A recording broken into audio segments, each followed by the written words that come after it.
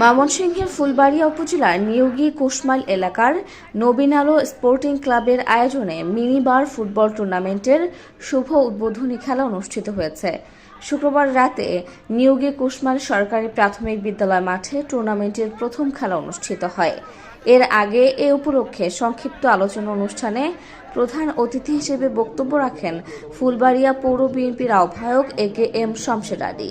এ সময় বিশেষ অতিথি হিসেবে আরও বক্তব্য রাখেন উপজেলা কৃষক দলের সদস্য সচিব আতাহার আলী আকন্দ কাজল, উপজেলা যুবদল নেতা মনিরুজ্জামান সোহাগ, উপজেলা বিএনপির সদস্য ইউনুস আলী সিঙ্গা, স্বেচ্ছাসেবক দলের আহ্বায়ক শফিকুল ইসলাম শফিক, কৃষক দলের যুগ্ম আহ্বায়ক ফজলুল হক ফজলু এবং ফুলবাড়িয়া পৌর কৃষক দলের সিনিয়র যুগ্ম আহ্বায়ক আলামিন প্রমুখ। অনুষ্ঠান পরিচালনা করেন খেলা পরিচালনা কমিটির সদস্য আরিফ রাব্বানী। টুর্নামেন্টে